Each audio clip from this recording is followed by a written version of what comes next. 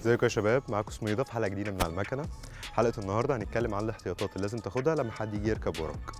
أول حاجة هنتكلم عليها، هل الشخص اللي بيركب وراك ده أول مرة يركب بايك ورا حد ولا لأ؟ تاني حاجة، أنت بتعرف تسوق كويس ولا لأ؟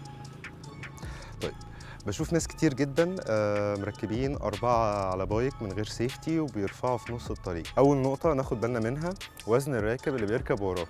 لو حد كده زي حالاتي وزنه تقيل شوية، لازم نبقى عارفين البايك بتاعتنا هل المساعد الخلفي بتاعها بيتعلى ويتوطى ولا لا.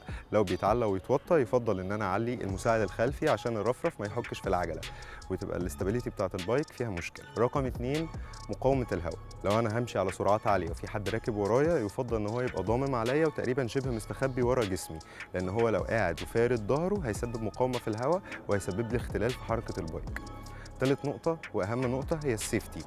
أقل حاجة يبقى لابس خوذة وجوانتي، ده أقل حاجة. لو في فول سيفتي طبعا يبقى خير وبركة، مفيش أقل حاجة يبقى خوذة وجوانتي. من النقط المهمة جدا لو حد أول مرة يركب وراك الموتوسيكل، ان انت تشوف الشخص ده بيخاف بيترعب ولا لا. ممكن شخص يقول لك انا تمام انا ما بخافش، يركب البايك وراك تطلع تجيب 60 100 تلاقيه اترعب مسك في رقبتك وقعك، فبقى خطر عليك وعلى نفسه وعلى البايك. طيب نعمل ده ازاي؟ نحل المشكله دي ازاي؟ حد اول مره يركب انت بتساله، فممكن تاخده وتلف بيه لفه صغيره في جراج حوالين العماره، تتاكد بس ان الشخص ده هادي ومش هيتفزع ومش هيعمل لك مشكله. دي اول نقطه. تاني نقطة، لما الشخص يجي يركب الموتوسيكل يركب من الناحية اللي ما فيهاش شكمان. الشكمان ممكن يكون سخن فيركب من ناحية الشكمان تلسعه فيركب من الناحية التانية. رقم 3، لازم انت تاخد بالك كسواق بيسوق الموتوسيكل ان البايك دي في وزن اتضاف ورا ابتداء من 60 70 80 100 كيلو فما ازيد. دوسة غشيمة على البنزين ممكن تخلي البايك نفسه يرفع حصان، لان في وزن زيادة ورا، فتاخد بالك ان انت ما تتغشمش وانت بتدوس بنزين. من اهم النقط واللي عليها جدل كبير جدا، اللي قاعد ورا البايكر يبقى قاعد شكله عامل ازاي. هل لما البايكر يميل بالبايك مثلا او ياخد كورنر او يموف يمين او شمال ده يميل معاه؟ صاحبك اللي بيقعد يفرك يمين وشمال، صاحبتك اللي بتحط ميك اب وهي راكبه وراك، اللي بيقعد يفرك واللي بيقعد يتهز، كل ده خطر تماما.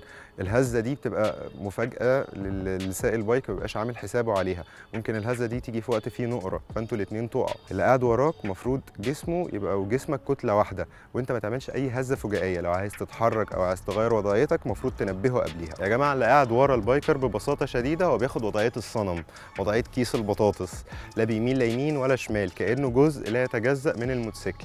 لان انت لما هتميل انت بتضيف وزن اللي راكب او اللي سايق الموتوسيكل مش عامل حسابه عليه خالص. انت مالكش دعوه، انت زيك زي الموتوسيكل. هو اللي راكب عارف وزن الموتوسيكل بالزياده اللي عليه ورا، فانت لما هتميل زياده انت اديته وزن فجائي هيوقعه. فانت بتاخد وضعيه الصنم، وضعيه شوال البطاطس، لا بتيجي لا يمين ولا شمال. هو بيميل انت برضو في النص، هو بيميل شمال انت في النص، هو بيميل يمين انت في النص. نقطه جانبيه مهمه، لما تيجي تركب ورا بايكر بلاش بقى تعامله على انه حصان وتجري وتنط، لا التاني لازم يبقى واقف، بايك مبطله مش دايره، دايس فرامل، رجلين الاتنين في الارض مثبته البايك، وانت تفهمه ان انت هتركب وتركب بالراحه. تجري وتنط وتقعوا انتوا الاتنين بلاش الحركات دي. طبعا وضعيه اللي راكب ورا البايكر بتختلف على حسب نوع البايك، سواء هي سكوتر، كروزر ليها باك ريست، بايك ادفنتشر زي دي.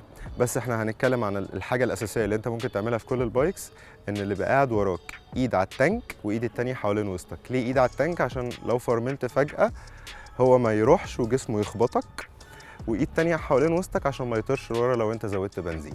دي الوضعية المثلى، لا ايدك الاتنين حوالين بطنه فتضغطه بس في نفس الوقت لو داس فرامل انت هتروح، ولا ايدك الاتنين حوالين التانك، ده مش هيمنعك ان انت تروح لورا لو زود بنزين. شغل النط من الاتوبيسات، عايز تنزل من ورا راكب البايك لازم تنبهه ولازم هو يبقى واقف. ان انت تنط وهو ماشي برضه هتوقع نفسك وهتوقعه. اخر نقطة، لو انت لسه بتسوق جديد ما تزودش وزن اضافي، لان التحكم في وزن اضافي على موتوسيكل مش سهل، محتاج خبرة ومحتاج تمرين. يا رب ما نكونش طولنا عليكم. تنسوش تعملوا لايك وسبسكرايب للشانل، سيبوا لنا اسئلتكم في الكومنتات وهنجاوب عليها باذن الله. على المكنة. يلا يا جاك على الموتوسيكل.